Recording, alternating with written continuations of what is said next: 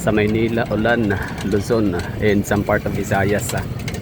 Kanya-kanyang ano kanina no, ng proclamation ng suspension of classes. Pero dito sa Davao, napakainit whole day round.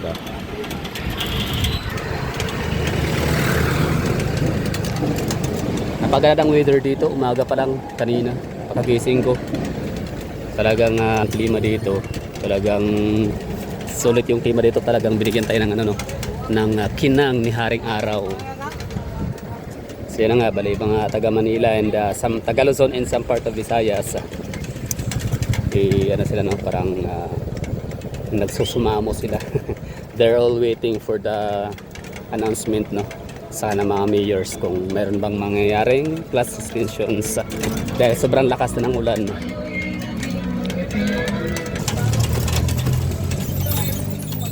Samantalang dito sa Davao, wala kaming mararamdaman dito kahit anino ni Bagyong Inting.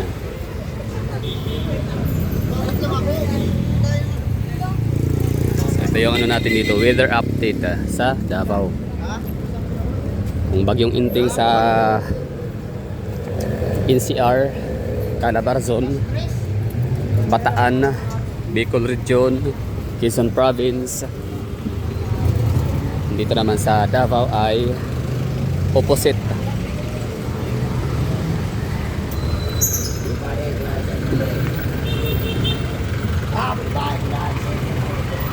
Diba?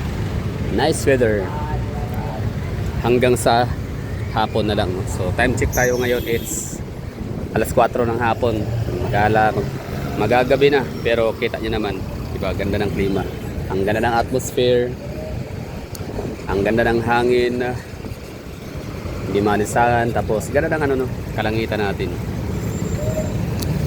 Sa mga ano dyan, nagtataka bakit meron pang mga wirings dito sa area na to, hindi pa kasi tapos.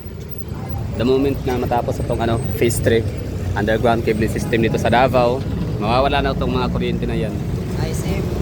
Ngayon lang muna, andyan pa sila. Sige lang, kasi darating yung time na magiging gaya siya nito. Yan. Davao City. Almost opposite siya sa Mega Manila. Sa Mega Manila naman ay sobrang init. Pagtuyot, dito naman sa Davao ay inuulan. No? Pero may time naman talaga na ang Davao City ay nakikisama.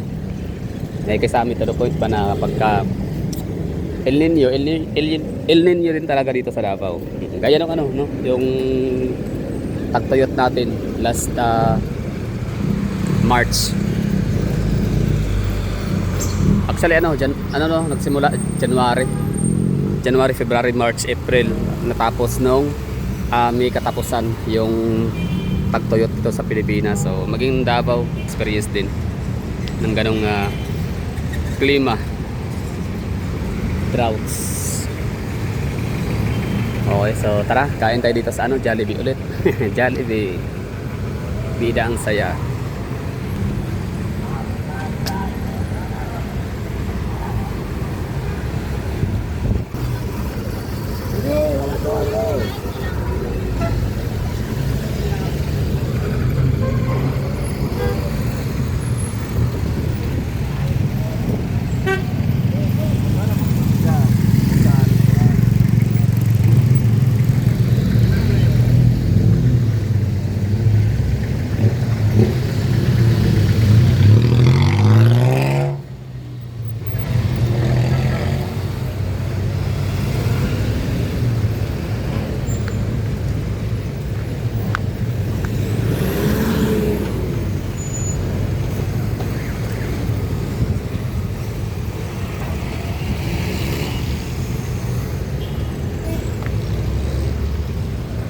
No more Phoenix, no more Sangyupsal.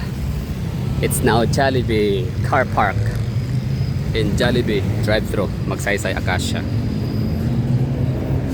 So ito naman bagong gawin na establishment. So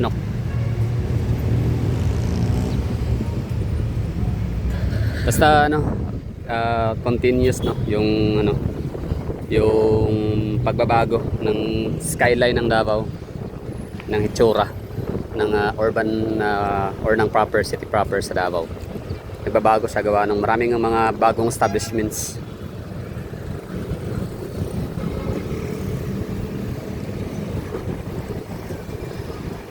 Pero nitong ano no, dahil nagkaroon tayo ng ano, mga political issues dito sa Davao, medyo humina. Humina yung ano natin, development Yung iba napahinto. Kasi nga ano parang ano na politicize. Kasi ang ibang ano, may mga ibang project ba? Wala pala no, ibang ano lang pala. Okay. Ang gulo kausap. Anyway, yan lang naman gusto ko lang pakita sa inyo yung ano, yung itsura ng Davao City. Despite na merong bagyong Inting nananalasa sa Kamaynilaan, Calabarzon, Central Luzon, sa may southern part of Luzon, and some part of Visayas. Sa Iloilo no, kanina nakita ko sa ano, sa Facebook page ni mayor nila na may mga tao doon nagko-comment na nag-aabang sila or nananawagan yung iba actually no, nananawagan talaga sila na mag-announce na sila ng ano, ng classes kasi sobrang lakas na ng ulan. Early morning yun ha, like alas 6, alas 5, alas 6. Pero pagkalabas ko ng kwarto, kita ko sa labas naman napakasinag ni Haring Araw. Sabi ko parang paiba yata si Davao ngayon. Kung binabaha na yung ano, Kamaynilaan dito sa Davao. Sobrang ganda ng ano, ng liwanag, ganda ng araw, ganda ng klima, ganda ng weather. So, yun lang, maraming thank you sa mga nanonood diyan. Syempre, magja-Jollibee na ho tayo. Ang ganda ng ano, itsura ng Jollibee dito.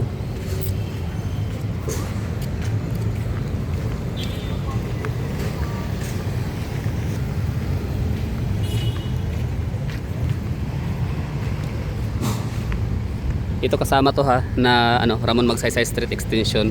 Kasama yan sa underground cabling system.